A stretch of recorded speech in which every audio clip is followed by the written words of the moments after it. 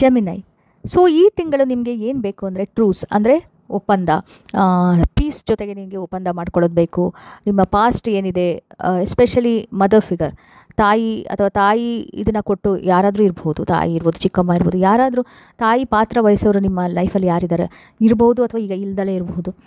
So ಅವ್ರದ್ದು ಜೊತೆಗೆ ಏನಾದರೂ ನಡೀತಾ ಇದ್ದರೆ, ಹೆಚ್ಚು ಕಟ್ಟಲೆ ಪ್ರಾಬ್ಲಮ್ಸ್ ಇತ್ತು ಅಂದರೆ, ಏನೋ ಸ್ಟ್ರಗಲ್ಸ್ ಇತ್ತು ಅಂದರೆ ಅದೆಲ್ಲನೂ ನೀವು ಪೀಸ್ ಮಾಡ್ಕೋಬೇಕು. ಅದ್ರ ಜೊತೆಗೆ ಶಾಂತಿಯನ್ನು ಕ್ರಿಯೇಟ್ ಮಾಡ್ಕೋಬೇಕಾಗತ್ತೆ.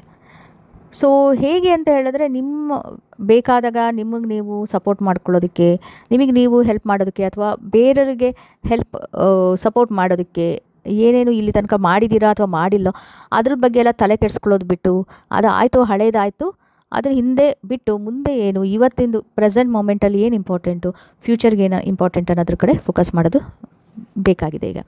ಸೊ ಏನಾದರೂ ಭಯ ಇತ್ತು, ಅನ್ಸರ್ಟೆಂಟಿ ಇತ್ತು ಅಂದರೆ ಅದನ್ನೆಲ್ಲ ಬಿಟ್ಟು ಹಾಕಬೇಕು. ಸೊ ಯಾರಾದರೂ ನಿಮಗೆ ಬೇಕಾದಾಗ ನಿಮಗೆ ಕೈ ಕೊಟ್ಟರು, ನಿಮಗೆ ಹೆಲ್ಪ್ ಬೇಕು, ಸಪೋರ್ಟ್ ಬೇಕು ಅಂದಾಗ ನಿಮಗೆ ಮಾಡಿಕೊಡ್ಲಿಲ್ಲ, ಅದ್ರ ಬಗ್ಗೆ ಎಲ್ಲ ಯೋಚನೆ ಮಾಡೋದನ್ನು ಬಿಡಬೇಕು. ಇಲ್ಲ ನೀವು ಏನೋ ಕಾರಣಕ್ಕೆ ಬೇರೆಯವರಿಗೆ ಎಷ್ಟರ ಮಟ್ಟಿಗೆ ನೀವು ಸಹಾಯ ಮಾಡಬೇಕಾಗಿತ್ತು, ಅದು ಮಾಡೋಕ್ಕಾಗಲಿಲ್ಲ ಅನ್ನೋದನ್ನು, ಅದ್ರ ಬಗ್ಗೆ ಓವರ್ ಥಿಂಕ್ ಮಾಡೋದನ್ನು ಬಿಟ್ಟು ಹಾಕಬೇಕು. ಇದೆಲ್ಲ ಅದ್ರ ಬಗ್ಗೆ ಇವೆಲ್ಲ ಇದೆಯಲ್ಲ, ಇವೆಲ್ಲ ಸಪೋರ್ಟ್ ಕೊಡೋದು, ಸಪೋರ್ಟ್ ತೊಗೊಳ್ಳೋದು, ಅದ್ರ ಬಗ್ಗೆ ಏನು ಓವರ್ ಥಿಂಕ್ ಮಾಡ್ತಾಯಿರ, ಜಾಸ್ತಿ ಯೋಚನೆ ಮಾಡ್ತಾಯಿದ್ದೀರ, ಅದ್ರ ಬಗ್ಗೆ ಎಲ್ಲನೂ ನೀವು ಅಕ್ಸೆಪ್ಟ್ ಮಾಡ್ಕೋಬೇಕು. ಆಯಿತು, ಏನಾಯಿತು ಆಗೋಯಿತು, ಈಗೇನು ಮಾಡಲಿಕ್ಕಾಗಲ್ಲ, ಅದೆಲ್ಲ ಪಾಸ್ಟಲ್ಲಿ ಆಗೋಯಿತು. ಸೊ ನನ್ನ ಕೈಲಿ ಇನ್ಮೇಲೆ ಏನಾಗುತ್ತೆ ಅದನ್ನು ನಾನು ಫೋಕಸ್ ಮಾಡಬೇಕು ಅನ್ನೋದ್ರ ಕಡೆ ಗಮನ ಕೊಡಬೇಕು. ಸೊ ನಿಮಗೆ ಅಕಸ್ಮಾತ್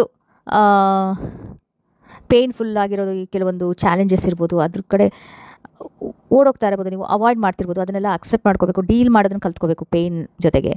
ಹಾಗೆಯೇ ನಿಮ್ಮ ಲೈಫಲ್ಲಿ ಅಕಸ್ಮಾತ್ ಪ್ರೀತಿ ಇಲ್ಲ, ಅದು ಕಳೆದೋಗಿದೆ ಅಂದರೆ ವಾಪಸ್ ಹೇಗೆ ನಿಮ್ಮ ಪ್ರಿಯ, ಯಾರು ನೀವು ಇಷ್ಟಪಡ್ತಾ ಇದ್ದೀರಾ, ಪ್ರೀತಿಸೋರು ಯಾರು ಬೇಕಾದರೂ ಆಗಿರ್ಬೋದು, ಫ್ಯಾಮಿಲಿ ಇರ್ಬೋದು, ಪಾರ್ಟ್ನರ್ ಇರ್ಬೋದು, ಅದು ಮತ್ತೆ ವಾಪಸ್ ನಿಮ್ಮ ಜೀವನದೊಳಗೆ ಅದನ್ನು ಹೇಗೆ ಕರ್ಕೊಂಬರೋದು ನನ್ನ ಪ್ರೀತಿನ ಅನ್ನೋದ್ರ ಕಡೆ ಗಮನ ಹರಿಸಿ.